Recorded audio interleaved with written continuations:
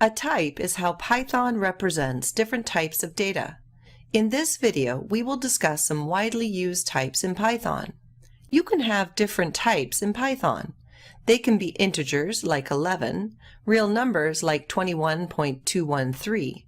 They can even be words. Integers, real numbers, and words can be expressed as different data types. The following chart summarizes 3 data types for the last examples. The first column indicates the expression. The second column indicates the data type. We can see the actual data type in Python by using the type command. We can have int, which stands for an integer, and float, that stands for float, essentially a real number. The type string is a sequence of characters. Here are some integers. Integers can be negative or positive. It should be noted that there is a finite range of integers, but it is quite large. Floats are real numbers. They include the integers but also numbers in between the integers. Consider the numbers between 0 and 1. We can select numbers in between them. These numbers are floats. Similarly, consider the numbers between 0.5 and 0.6. We can select numbers in between them. These are floats as well. We can continue the process, zooming in for different numbers.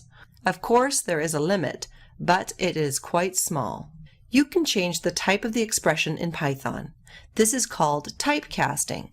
You can convert an int to a float. For example, you can convert or cast the integer 2 to a float 2. Nothing really changes. If you cast a float to an integer, you must be careful. For example, if you cast the float 1.1 to 1, you will lose some information. If a string contains an integer value, you can convert it to int. If we convert a string that contains a non-integer value, we get an error. Check out more examples in the lab. You can convert an int to a string, or a float to a string. Boolean is another important type in Python. A Boolean can take on 2 values. The first value is true. Just remember we use an uppercase T. Boolean values can also be false, with an uppercase F. Using the type command on a Boolean value, we obtain the term bool. This is short for Boolean. If we cast a Boolean true to an integer or float, we will get a 1. If we cast a Boolean false to an integer or float, we get a 0. If you cast a 1 to a Boolean, you get a true. Similarly, if you cast a 0 to a Boolean, you get a false. Check the labs for more examples or check python.org for other kinds of types in Python. In this video, we'll cover expressions and variables. Expressions describe a type of operation that computers perform. Expressions are operations that Python performs. For example, basic arithmetic operations like adding multiple numbers. The result, in this case, is 160. We call the numbers operands, and the math symbols, in this case addition, are called operators. We can perform operations such as subtraction using the subtraction sign. In this case, the result is a negative number. We can perform multiplication operations using the asterisk. The result is 25. In this case, the operands are given by negative and asterisks. We can also perform division with the forward slash. 25 divided by 5 is 5. 25 divided by 6 is approximately 4.167. In Python 3, the version we will be using in this course, both will result in a float. We can use the double slash for integer division, where the result is rounded. Be aware, in some cases, the results are not the same as regular division. Python follows mathematical conventions when performing mathematical expressions. The following operations are in a different order. In both cases, Python performs multiplication, then addition to obtain the final result. There are a lot more operations you can do with Python. Check the labs for more examples. We will also be covering more complex operations throughout the course. The expressions in the parentheses are performed first. We then multiply the result by 60. The result is 1,920. Now let's look at variables. We can use variables to store values. In this case, we assign a value of 1 to the variable my_variable using the assignment operator. i.e. the equal sign. We can then use the value somewhere else in the code by typing the exact name of the variable. We will use a colon to denote the value of the variable. We can assign a new value to my_variable using the assignment operator. We assign a value of 10. The variable now has a value of 10. The old value of the variable is not important. We can store the results of expressions. For example, we add several values and assign the result to x. X now stores the result. We can also perform operations on x and save the result to a new variable y. Y now has a value of 2.666. We could also perform operations on x and assign the value x. The variable x now has a value 2.666. As before, the old value of x is not important. We can use the type command in variables as well. It's good practice to use meaningful variable names, so you don't have to keep track of what the variable is doing. Let's say we would like to convert the number of minutes in the highlighted examples to number of hours in the following music dataset. We call the variable that contains the total number of minutes total_min. It's common to use the underscore to represent the start of a new word. You can also use a capital letter. We call the variable that contains the total number of hours total_hour. We can obtain the total number of hours by dividing total_min by 60. The result is approximately 2.367 hours. If we modify the value of the first variable, the value of the variable will change. The final result values change accordingly, but we do not have to modify the rest of the code.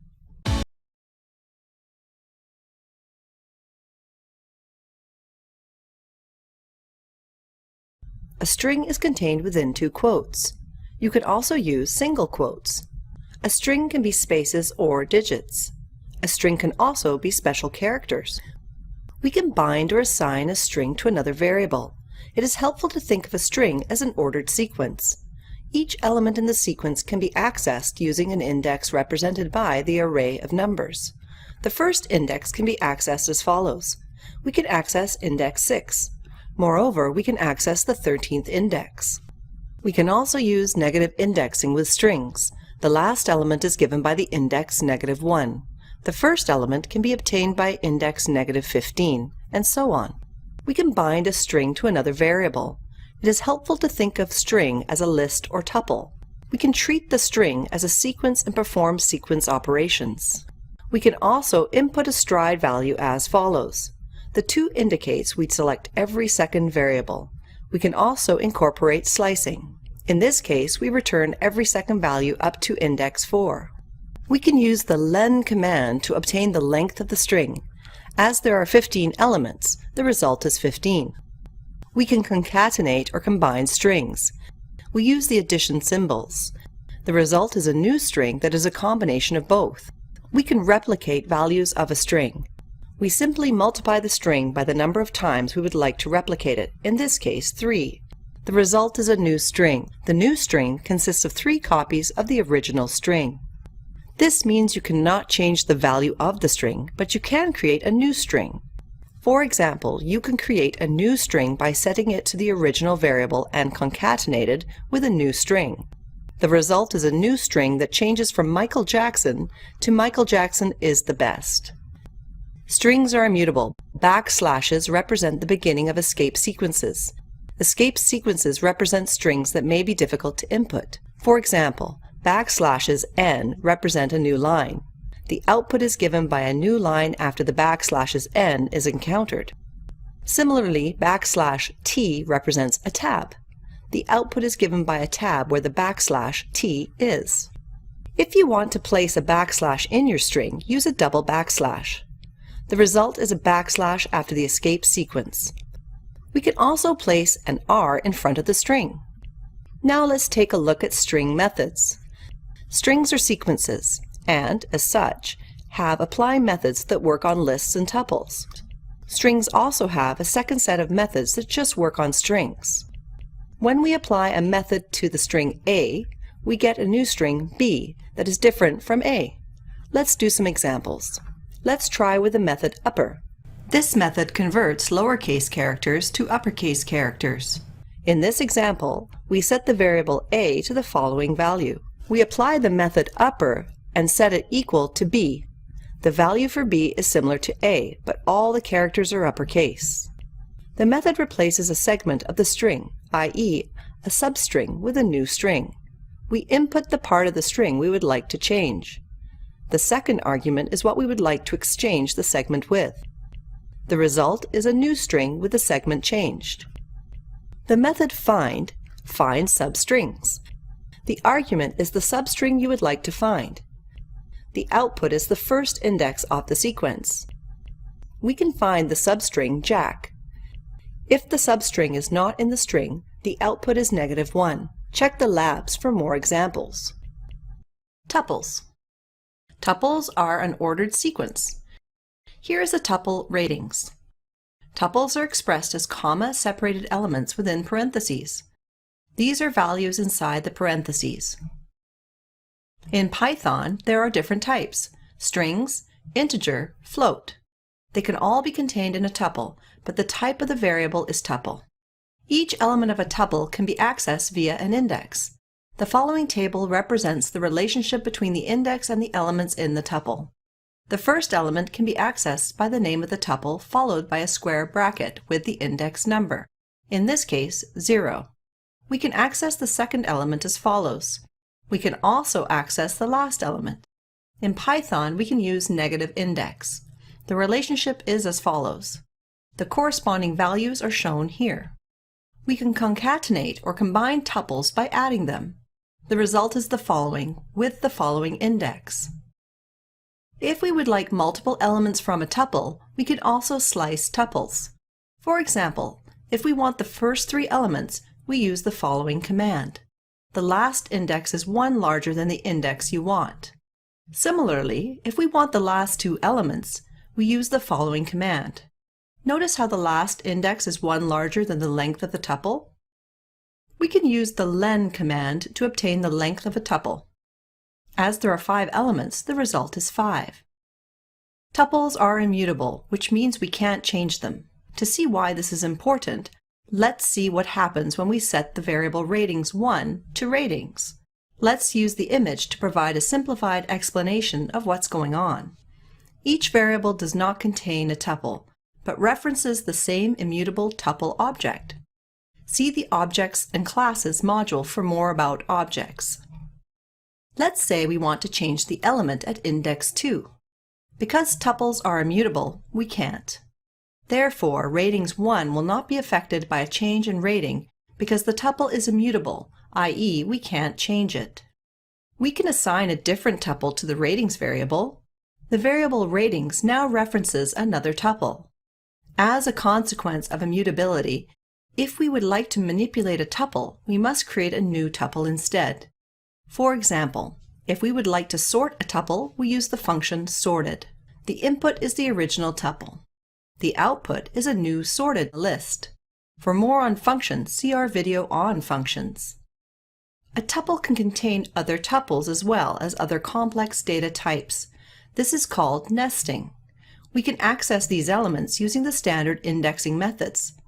If we select an index with a tuple, the same index convention applies. As such, we can then access values in the tuple. For example, we could access the second element. We can apply this indexing directly to the tuple variable nt. It is helpful to visualize this as a tree. We can visualize this nesting as a tree. The tuple has the following indexes.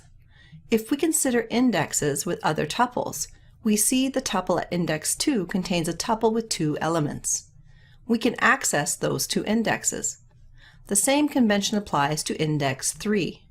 We can access the elements in those tuples as well. We can continue the process. We can even access deeper levels of the tree by adding another square bracket. We can access different characters in the string or various elements in the second tuple contained in the first. Lists are also a popular data structure in Python. Lists are also an ordered sequence. Here is a list L. A list is represented with square brackets. In many respects, lists are like tuples. One key difference is they are mutable. Lists can contain strings, floats, integers. We can nest other lists. We also nest tuples and other data structures. The same indexing conventions apply for nesting. Like tuples, each element of a list can be accessed via an index. The following table represents the relationship between the index and the elements in the list. The first element can be accessed by the name of the list followed by a square bracket with the index number, in this case 0. We can access the second element as follows. We can also access the last element. In Python, we can use a negative index. The relationship is as follows. The corresponding indexes are as follows. We can also perform slicing in lists. For example, if we want the last two elements in this list, we use the following command. Notice how the last index is one larger than the length of the list? The index conventions for lists and tuples are identical. Check the labs for more examples. We can concatenate or combine lists by adding them. The result is the following. The new list has the following indices. Lists are mutable, therefore we can change them. For example, we apply the method extends by adding a dot followed by the name of the method, then parentheses. The argument inside the parentheses is a new list that we are going to concatenate to the original list. In this case, instead of creating a new list, L1, the original list L is modified by adding two new elements. To learn more about methods, check out our video on objects and classes. Another similar method is append. If we apply append instead of extended, we add one element to the list. If we look at the index, there is only one more element. Index 3 contains the list we appended. Every time we apply a method, the list changes. If we apply extend, we add two new elements to the list. The list L is modified by adding two new elements. If we append the string A, we further change the list, adding the string A. As lists are mutable, we can change them. For example, we can change the first element as follows. The list now becomes Hard Rock 10, 1.2. We can delete an element of a list using the del command. We simply indicate the list item we would like to remove as an argument. For example, if we would like to remove the first element, the result becomes 10, 1.2. We can delete the second element. This operation removes the second element off the list. We can convert a string to a list using split. For example, the method split converts every group of characters separated by a space into an element of a list. We can use the split function to separate strings on a specific character, known as a delimiter. We simply pass the delimiter we would like to split on as an argument, in this case a comma. The result is a list. Each element corresponds to a set of characters that have been separated by a comma. When we set one variable, b, equal to a, both a and b are referencing the same list. Multiple names referring to the same object is known as aliasing. We know from the list slide that the first element in b is set as Hard Rock. If we change the first element in A to banana, we get a side effect. The value of B will change as a consequence. A and B are referencing the same list. Therefore, if we change A, list B also changes. If we check the first element of B after changing list A, we get banana instead of Hard Rock. You can clone list A by using the following syntax. Variable A references one list. Variable B references a new copy or clone of the original list. Now, if you change A, B will not change. We can get more info on list, tuples, and many other objects in Python using the help command. Simply pass in the list, tuple, or any other Python object. See the labs for more things you can do with lists. If you recall, a list has integer indexes. These are like addresses. A list also has elements. A dictionary has keys and values. The key is analogous to the index. They are like addresses, but they don't have to be integers. They are usually characters. The values are similar to the element in a list and contain information. To create a dictionary, we use curly brackets. The keys are the first elements. They must be immutable and unique. Each key is followed by a value separated by a colon. The values can be immutable, mutable, and duplicates. Each key and value pair is separated by a comma. Consider the following example of a dictionary. The album title is the key and the value is the release data. We can use yellow to highlight the keys and leave the values in white. It is helpful to use the table to visualize a dictionary, where the first column represents the keys and the second column represents the values. We can add a few more examples to the dictionary. We can also assign the dictionary to a variable. The key is used to look up the value. We use square brackets. The argument is the key. This outputs the value. Using the key of back in black, this returns the value of 1980. The key the dark side of the moon gives us the value of 1973. Using the key the bodyguard gives us the value 1992, and so on. We can add a new entry to the dictionary as follows. This will add the value 2007 with a new key called graduation. We can delete an entry as follows. This gets rid of the key thriller and its value. We can verify if an element is in the dictionary using the in command as follows. The command checks the keys. If they are in the dictionary, they return a true. If we try the same command with a key that is not in the dictionary, we get a false. In order to see all the keys in a dictionary, we can use the method keys to get the keys. The output is a list-like object with all the keys. In the same way, we can obtain the values using the method values. Check out the labs for more examples and info on dictionaries. Sets are a type of collection. This means that like lists and tuples, you can input different Python types. Unlike lists and tuples, they are unordered. This means sets do not record element position. Sets only have unique elements. This means there is only one of a particular element in a set. To define a set, you use curly brackets. You place the elements of a set within the curly brackets. You notice there are duplicate items. When the actual set is created, duplicate items will not be present. You can convert a list to a set by using the function set. This is called typecasting. You simply use the list as the input to the function set. The result will be a list converted to a set. Let's go over an example. We start off with a list. We input the list to the function set. The function set returns a set. Notice how there are no duplicate elements. Let's go over set operations. These can be used to change the set. Consider the set A. Let's represent this set with a circle. If you are familiar with sets, this can be part of a Venn diagram. A Venn diagram is a tool that uses shapes usually to represent sets. We can add an item to a set using the add method. We just put the set name followed by a dot, then the add method. The argument is the new element of the set we would like to add, in this case, in sync. The set A now has in sync as an item.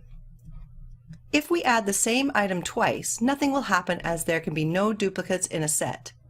Let's say we would like to remove in sync from set A. We can also remove an item from a set using the remove method. We just put the set name followed by a dot, then the remove method. The argument is the element of the set we would like to remove, in this case, in sync. After the remove method is applied to the set, set A does not contain the item in sync. You can use this method for any item in the set. We can verify if an element is in the set using the in command as follows. The command checks if the item, in this case AC/DC, is in the set. If the item is in the set, it returns true. If we look for an item that is not in the set, in this case for the item who, as the item is not in the set, we will get a false. These are types of mathematical set operations. There are other operations we can do. There are lots of useful mathematical operations we can do between sets. Let's define the set album set 1. We can represent it using a red circle or Venn diagram. Similarly, we can define the set album set 2. We can also represent it using a blue circle or Venn diagram. The intersection of two sets is a new set containing elements which are in both of those sets. It's helpful to use Venn diagrams. The two circles that represent the sets combine. The overlap represents the new set. As the overlap is comprised of the red circle and blue circle, we define the intersection in terms of AND. In Python, we use an ampersand to find the intersection of two sets. If we overlay the values of the set over the circle, placing the common elements in the overlapping area, we see the correspondence. After applying the intersection operation, all the items that are not in both sets disappear. In Python, we simply just place the ampersand between the two sets. We see that both AC/DC and Back in Black are in both sets. The result is a new set album, set 3, containing all the elements in both album set 1 and album set 2. The union of two sets is the new set of elements which contain all the items in both sets. We can find the union of the sets, album set 1 and album set 2 as follows. The result is a new set that has all the elements of album set 1 and album set 2. This new set is represented in green. Consider the new album set 3. The set contains the elements AC/DC and Back in Black. We can represent this with a Venn diagram, as all the elements in album set 3 are in album set 1. The circle representing album set 1 encapsulates the circle representing album set 3. We can check if a set is a subset using the isSubset method. As album set 3 is a subset of the album set 1, the result is true. There is a lot more you can do with sets. Check out the lab for more examples. Comparison operations compare some value or operand. Then, based on some condition, they produce a Boolean. Let's say we assign a value of a to 6. We can use the equality operator denoted with two equal signs to determine if two values are equal. In this case, if 7 is equal to 6. In this case, as 6 is not equal to 7, the result is false. If we performed an equality test for the value 6, the two values would be equal. As a result, we would get a true. Consider the following equality comparison operator. If the value of the left operand, in this case the variable, I, is greater than the value of the right operand, in this case 5, the condition becomes true, or else we get a false. Let's display some values for I on the left. Let's see the values greater than 5 in green and the rest in red. If we set I equal to 6, we see that 6 is larger than 5, and as a result, we get a true. We can also apply the same operations to floats. If we modify the operator as follows, if the left operand I is greater than or equal to the value of the right operand, in this case 5, then the condition becomes true. In this case, we include the value of 5 in the number line, and the color changes to green accordingly. If we set the value of I equal to 5, the operand will produce a true. If we set the value of I to 2, we would get a false because 2 is less than 5. We can change the inequality. If the value of the left operand, in this case I, is less than the value of the right operand, in this case 6, then condition becomes true. Again, we can represent this with a colored number line. The areas where the inequality is true are marked in green, and red where the inequality is false. If the value for I is set to 2, the result is a true, as 2 is less than 6. The inequality test uses an exclamation mark preceding the equal sign. If two operands are not equal, then the condition becomes true. We can use a number line. When the condition is true, the corresponding numbers are marked in green and red for where the condition is false. If we set I equal to 2, the operator is true as 2 is not equal to 6. We compare strings as well. Comparing AC/DC and Michael Jackson using the equality test, we get a false, as the strings are not the same. Using the inequality test, we get a true, as the strings are different. See the labs for more examples. Branching allows us to run different statements for a different input. It's helpful to think of an if statement as a locked room. If the statement is true, you can enter the room, and your program can run some predefined task. If the statement is false, your program will skip the task. For example, consider the blue rectangle representing an AC/DC concert. If the individual is 18 or older, they can enter the AC/DC concert. If they are under the age of 18, they cannot enter the concert. Individual proceeds to the concert. Their age is 17, therefore they are not granted access to the concert, and they must move on. If the individual is 19, the condition is true. They can enter the concert. Then they can move on. This is the syntax of the if statement from our previous example. We have the if statement. We have the expression that can be true or false. The brackets are not necessary. We have a colon. Within an indent, we have the expression that is run if the condition is true. The statements after the if statement will run regardless if the condition is true or false. For the case where the age is 17, we set the value of the variable age to 17. We check the if statement. The statement is false. Therefore, the program will not execute the statement to print "you will enter." In this case, it will just print "move on." For the case where the age is 19, we set the value of the variable age to 19. We check the if statement. The statement is true. Therefore, the program will execute the statement to print "you will enter." Then it will just print "move on." The else statement will run a different block of code if the same condition is false. Let's use the AC/DC concert analogy again. If the user is 17, they cannot go to the AC/DC concert, but they can go to the meatloaf concert represented by the purple square. If the individual is 19, the condition is true. They can enter the AC/DC concert. Then they can move on as before. The syntax of the else statement is similar. We simply append the statement else. We then add the expression we would like to execute with an indent. For the case where the age is 17, we set the value of the variable age to 17. We check the if statement. The statement is false. Therefore, we progress to the else statement. We run the statement in the indent.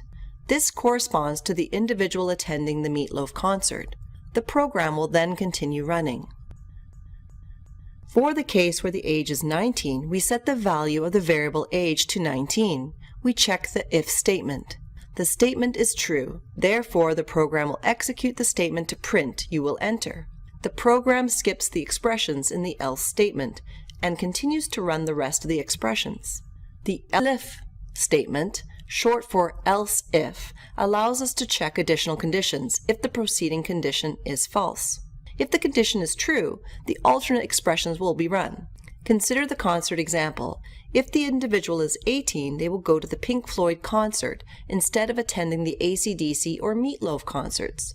The person of 18 years of age enters the area as they are not over 19 years of age.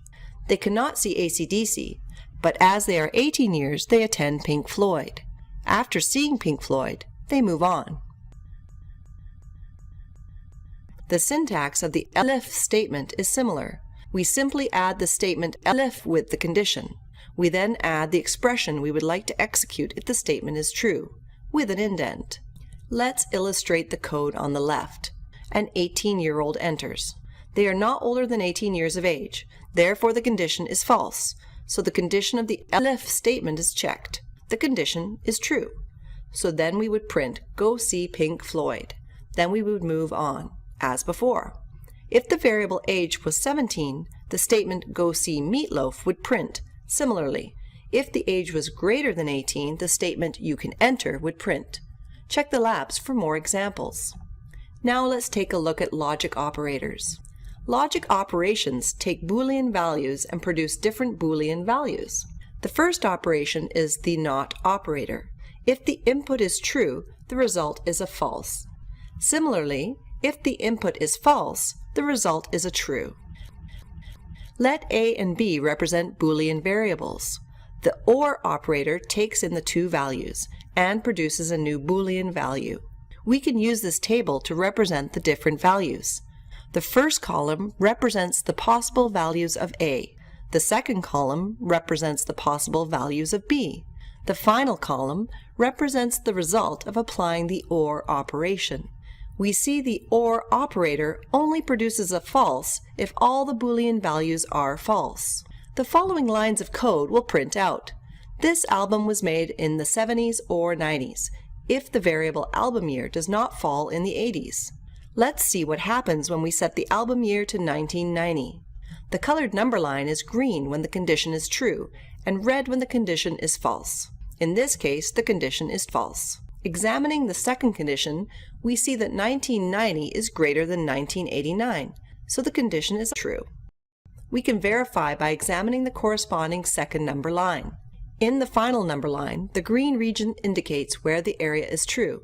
This region corresponds to where at least one statement is true. We see that 1990 falls in the area. Therefore, we execute the statement. Let A and B represent Boolean variables. The AND operator takes in the two values and produces a new Boolean value. We can use this table to represent the different values. The first column represents the possible values of A. The second column represents the possible values of B. The final column represents the result of applying the AND operation. We see the AND operator only produces a true if all the Boolean values are true. The following lines of code will print out. This album was made in the 80s if the variable album year is between 1980 and 1989. Let's see what happens when we set the album year to 1983. As before, we can use the colored number line to examine where the condition is true. In this case, 1983 is larger than 1980, so the condition is true. Examining the second condition, we see that 1990 is greater than 1983, so this condition is also true. We can verify by examining the corresponding second number line. In the final number line, the green region indicates where the area is true. Similarly, this region corresponds to where both statements are true.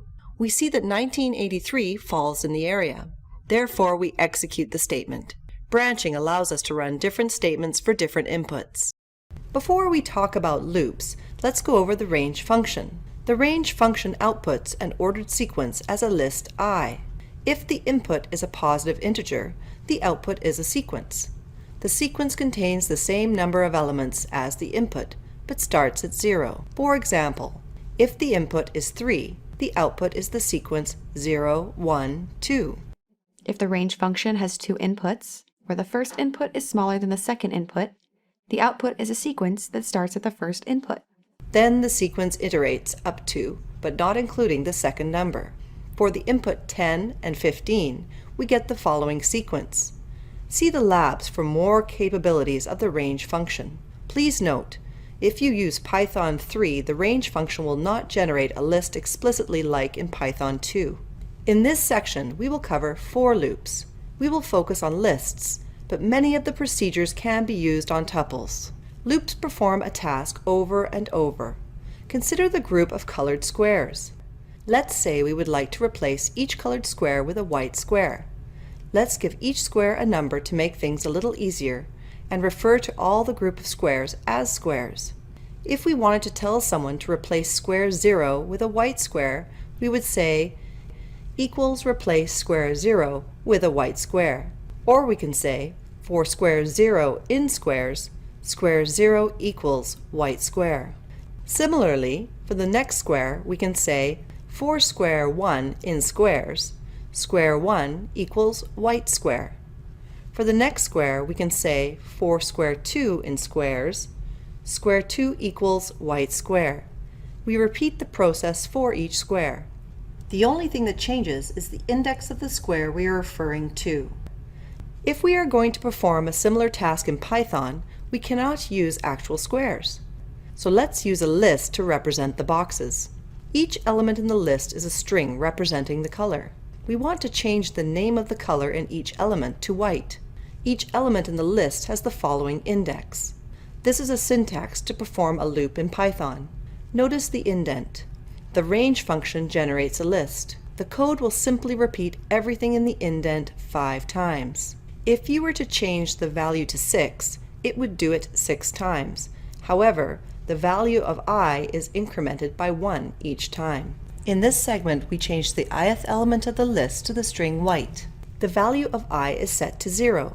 Each iteration of the loop starts at the beginning of the indent. We then run everything in the indent. The first element in the list is set to white. We then go to the start of the indent. We progress down each line.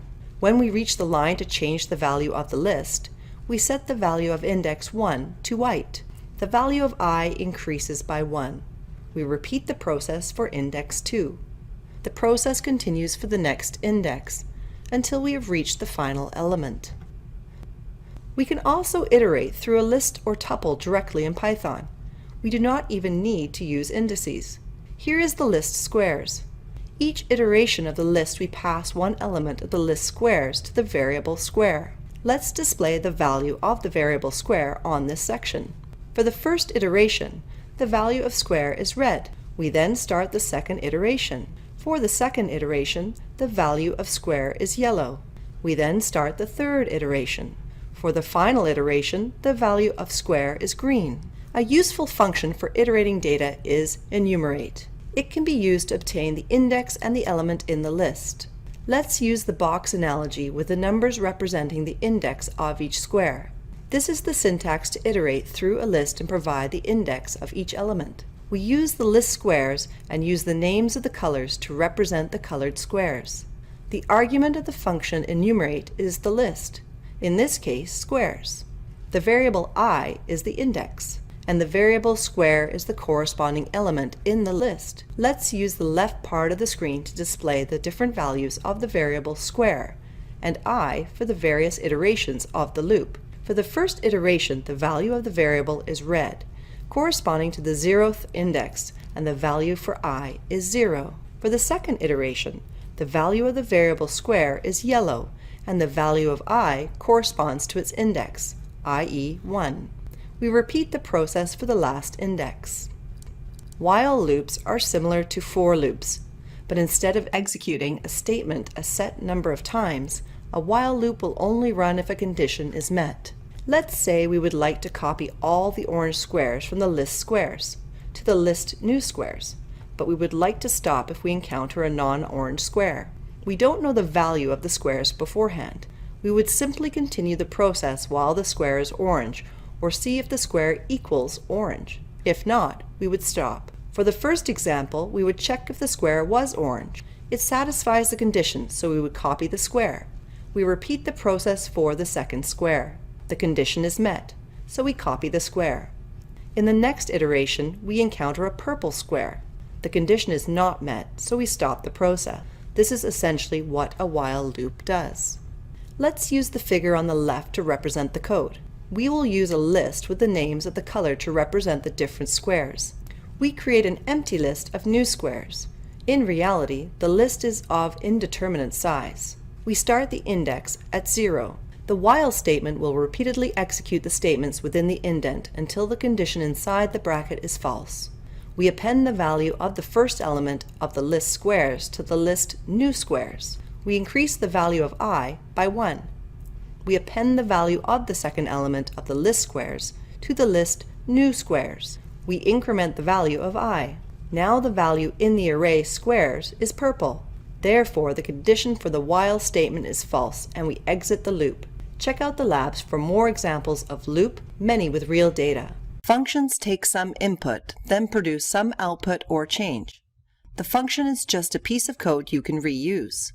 You can implement your own function, but in many cases you use other people's functions. In this case, you just have to know how the function works, and in some cases, how to import the functions. Let the orange and yellow squares represent similar blocks of code.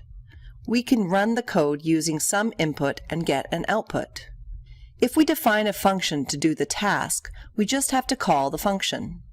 Let the small squares represent the lines of code used to call the function. We can replace these long lines of code by just calling the function a few times. Now we can just call the function. Our code is much shorter. The code performs the same task. You can think of the process like this. When we call the function f1, we pass an input to the function. These values are passed to all those lines of code you wrote. This returns a value. You can use the value. For example, you can input this value to a new function, f2. When we call this new function f2, the value is passed to another set of lines of code. The function returns a value. The process is repeated, passing the values to the function you call. You can save these functions and reuse them, or use other people's functions. Python has many built-in functions. You don't have to know how those functions work internally, but simply what task those functions perform. The function len takes in an input of type sequence, such as a string or list, or type collection, such as a dictionary or set, and returns the length of that sequence or collection. Consider the following list. The len function takes this list as an argument, and we assign the result to the variable L. The function determines there are 8 items in the list, then returns the length of the list, in this case 8. The function sum takes in an iterable like a tuple or list and returns the total of all the elements. Consider the following list. We pass the list into the sum function and assign the result to the variable s. The function determines the total of all the elements, then returns it. In this case, the value is 70. There are 2 ways to sort a list. The first is using the function sorted. We can also use the list method sort. Methods are similar to functions. Let's use this as an example to illustrate the difference. The function sorted returns a new sorted list or tuple. Consider the list album ratings. We can apply the function sorted to the list album ratings and get a new list sorted album rating. The result is a new sorted list. If we look at the list album ratings, nothing has changed. Generally, functions take an input, in this case a list. They produce a new output, in this instance a sorted list. If we use the method sort, the list album ratings will change and no new list will be created. Let's use the diagram to help illustrate the process. In this case, the rectangle represents the list album ratings. When we apply the method sort to the list album rating changes. Unlike the previous case, we see that the list album rating has changed. In this case, no new list is created. Now that we've gone over how to use functions in Python, let's see how to build our own functions.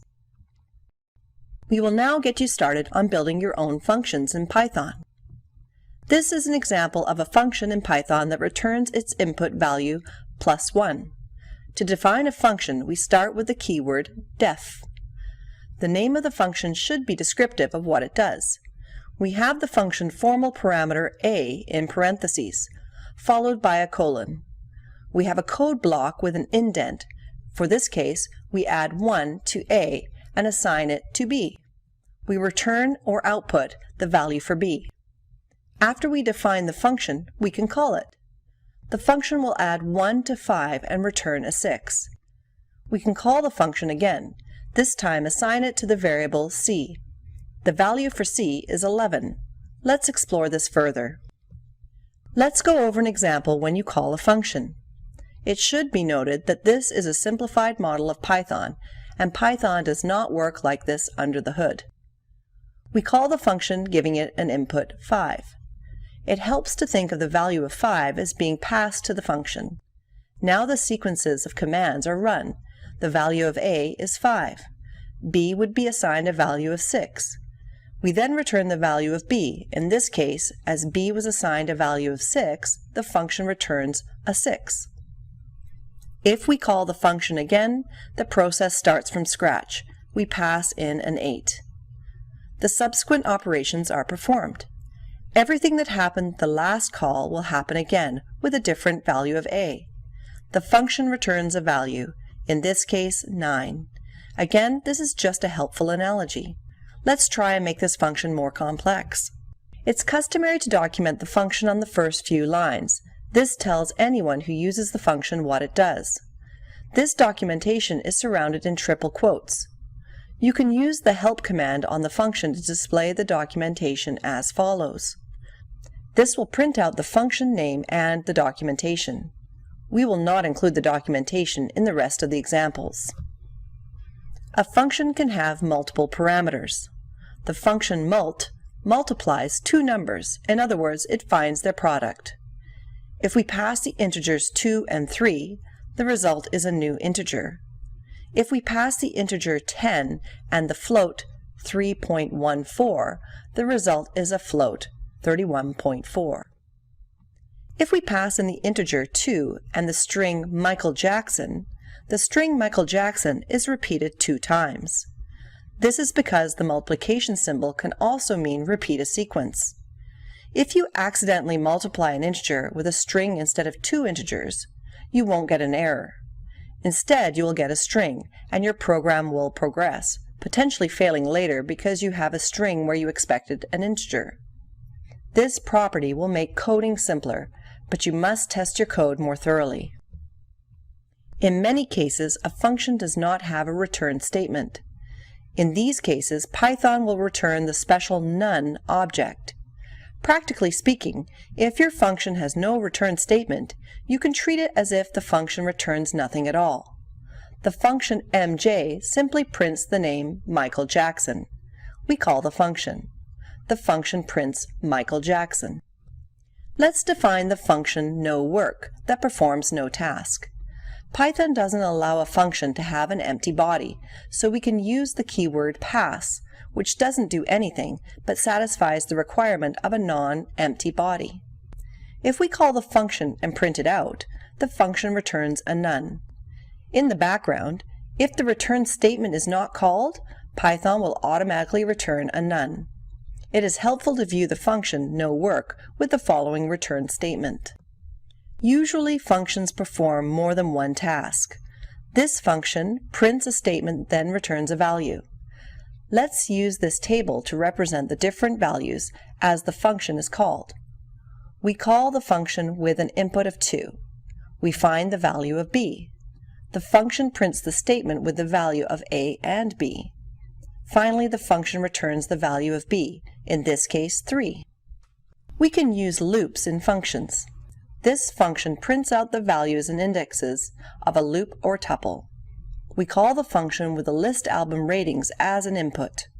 Let's display the list on the right with its corresponding index. Stuff is used as an input to the function enumerate. This operation will pass the index to I and the value in the list to S. The function would begin to iterate through the loop. The function will print the first index and the first value in the list. We continue iterating through the loop. The values of I and S are updated. The print statement is reached. Similarly, the next values of the list and index are printed. The process is repeated. The values of I and S are updated. We continue iterating until the final values in the list are printed out. Variadic parameters allow us to input a variable number of elements. Consider the following function. The function has an asterisk on the parameter names. When we call the function, 3 parameters are packed into the tuple names. We then iterate through the loop. The values are printed out accordingly. If we call the same function with only 2 parameters as inputs, the variable names only contain 2 elements. The result is only 2 values are printed out. The scope of a variable is the part of the program where that variable is accessible. Variables that are defined outside of any function are said to be within the global scope, meaning they can be accessed anywhere after they are defined. Here we have a function that adds the string dc to the parameter x. When we reach the part where the value of x is set to ac, this is within the global scope, meaning x is accessible anywhere after it is defined. A variable defined in the global scope is called a global variable. When we call the function, we enter a new scope or the scope of addDC. We pass as an argument to the addDC function, in this case AC. Within the scope of the function, the value of x is set to ACDC. The function returns the value and is assigned to z. Within the global scope, the value z is set to ACDC. After the value is returned, the scope of the function is deleted. Local variables only exist within the scope of a function. Consider the function Thriller. The local variable date is set to 1982. When we call the function, we create a new scope. Within that scope of the function, the value of the date is set to 1982. The value of date does not exist within the global scope. Variables inside the global scope can have the same name as variables in the local scope with no conflict. Consider the function Thriller. The local variable date is set to 1982. The global variable date is set to 2017. When we call the function, we create a new scope. Within that scope, the value of the date is set to 1982. If we call the function, it returns the value of date in the local scope, in this case 1982. When we print in the global scope, we use the global variable value. The global value of the variable is 2017. Therefore, the value is set to 2017. If a variable is not defined within a function, Python will check the global scope. Consider the function ACDC. The function has the variable rating with no value assigned. If we define the variable rating in the global scope, then call the function, Python will see there is no value for the variable rating. As a result, Python will leave the scope and check if the variable ratings exists in the global scope. It will use the value of ratings in the global scope within the scope of ACDC. In the function, we'll print out a 9. The value of z in the global scope will be 10, as we added 1. The value of rating will be unchanged within the global scope. Consider the function Pink Floyd. If we define the variable claimed sales with the keyword global, the variable will be a global variable. We call the function Pink Floyd. The variable claimed sales is set to the string 45 million in the global scope. When we print the variable, we get a value of 45 million. There is a lot more you can do with functions. Check out the lab for more examples. Have you ever mistakenly entered a number when you were supposed to enter text in an input field? Most of us have, either in error or when testing out a program. But do you know why it gave an error message instead of completing and terminating the program? In order for the error message to appear, an event was triggered in the background. This event was activated because the program tried to perform a computation on the name entry and realized the entry contained numbers and not letters. By encasing this code in an exception handler, the program knew how to deal with this type of error and was able to output the error message to continue with the program. This is one of many errors that can happen when asking for user input. So let us see how exception handling works.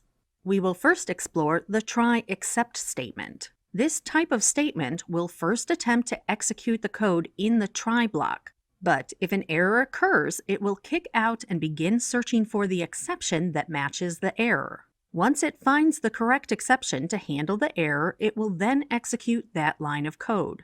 For example, perhaps you are writing a program that will open and write a file. After starting the program, an error occurred as the data was not able to be read. Because of this error, the program skipped over the code lines under the try statement and went directly to the exception line. Since this error fell within the I/O error guidelines, it printed unable to open or read the data in the file to our console. When writing simple programs, we can sometimes get away with only one except statement. But what happens if another error occurs that is not caught by the I/O error? If that happened, we would need to add another except statement. For this except statement, you will notice that the type of error to catch is not specified. While this may seem a logical step so the program will catch all errors and not terminate, this is not a best practice. For example, perhaps our small program was just one section of a much larger program that was over 1,000 lines of code. Our task was to debug the program as it kept throwing an error causing a disruption for our users. When investigating the program, you found this error kept appearing. Because this error had no details, you ended up spending hours trying to pinpoint and fix the error. So far in our program, we have defined that an error message should print out if an error occurs, but we do not receive any messages that the program executed properly. This is where we can now add an else statement to give us that notification. By adding this else statement, it will provide us a notification to the console that the file was written successfully. Now that we have defined what will happen if our program executes properly, or if an error occurs, there is one last statement to add. For this example, since we are opening a file, the last thing we need to do is close the file. By adding a finally statement, it will tell the program to close the file no matter the end result, and print "File is now closed" to our console.